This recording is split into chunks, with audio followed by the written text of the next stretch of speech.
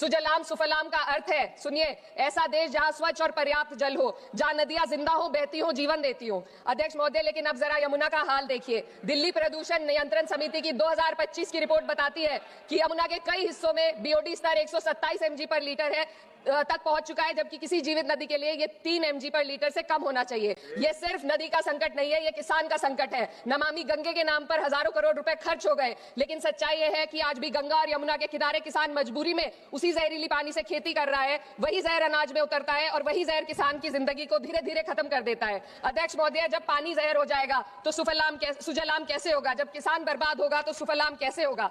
मलयज शीतलम, Malay का अर्थ है Malay पर्वत से बहने वाली ठंडी सुगंधित चंदन जैसी हवा जो जीवन देती है, बीमारी नहीं। आज मैं इस सदन से पूछना चाहती हूं, क्या आज के भारत की हवा मलयज शीतलम है? नहीं अध्यक्ष जी, बस संसद से बाहर कदम रखिए, एक गहरी सांस लीजिए। ये चंदन की महक नहीं, ये जहर है जो आपके हमारे फेफड़ों में उतर रहा है।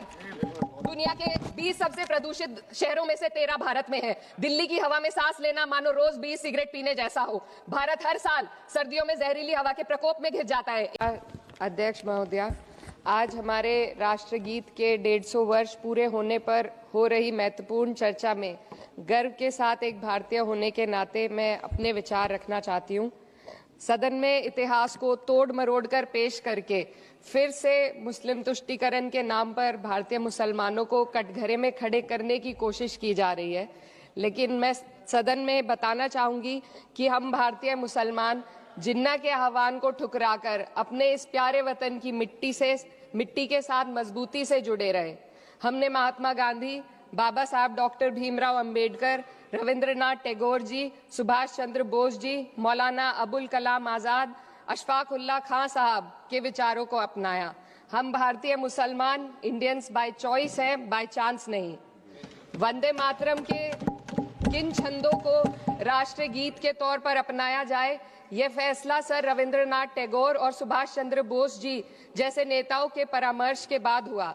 क्या अब हम उन महान नायकों की समझ पर प्रश्न चिन्ह उठाएंगे? उन्हें देश को बांटने वाला और तुष्टीकरण करने वाला कहने का पाप करेंगे?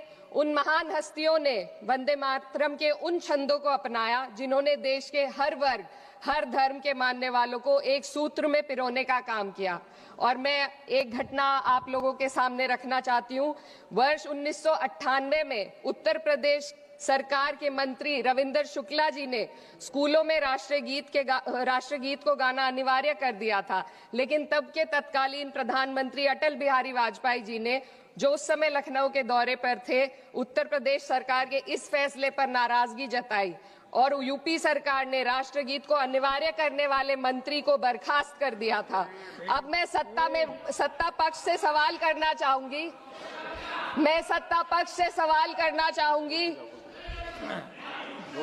बोलने दीजिए। मैं सत्ता पक्ष से सवाल करना चाहूंगी कि जो विजन आजादी के समय के लोगों का था राष्ट्रगीत को स्वेच्छा पर छोड़ने का, उसी का अनुसरण माननीय अटल बिहारी वाजपेयी जी ने किया, तो क्या वे भी मुस्लिम तुष्टीकरण कर रहे थे? जी नहीं, अटल बिहारी वाजपेयी जी राजधर्म निभा रहे थे। देश में सब धर्मों को एक साथ लाना, सबके जज्बात का एहसास करना ही सबसे बड़ा राष्ट्रवाद है। माननीय अध्यक्ष महोदया, आज हमें वंदे मातरम के असली भाव को समझना जरूरी है। यह गीत तो देश के जल, जंगल, जमीन, हरियाली और निर्मल हवा की वंदना को समर्पित है। यह भारत की जन जन की मंगल कामना करता है कि भारत का हर नागरिक स्वस्थ रहे, सुरक्षित रहे और सम्मान के साथ जी सके। सुजलाम सुफलाम का अर्थ है, सुनिए, ऐसा देश जहां स्वच्छ और पर्याप्त जल हो, जहां नदियां जिंदा हो, बहती हो, जीवन देती हो। अध्यक्ष महोदय, लेकिन अब जरा यमुना का हाल देखिए। दिल्ली प्रदूषण नियंत्रण समिति की 2025 की रिपोर्ट बताती है कि यमुना के कई हिस्सों में बीओडी स्तर 127 mg पर लीटर है तक पहुंच चुका है, जबकि किसी जीवित नदी के लिए ये 3 mg पर लीटर से कम होना चाहिए। ये सिर्फ नदी का संकट नहीं है, ये किसान का संकट है। नमामि गंगे के नाम पर हजारों करोड़ रुपए खर्च हो गए, लेकिन सच्चाई ये है कि आज भी गंगा और यमुना के किनारे किसान मजबूरी में उसी जहरीली पानी से खेती कर रहा है। वही जहर अनाज में उतरता है और वही जहर किसान की जिंदगी को धीरे धीरे खत्म कर देता है। अध्यक्ष महोदय, जब पानी जहर हो जाएगा तो सुजलाम कैसे होगा? जब किसान बर्बाद होगा तो सुफलाम कैसे होगा?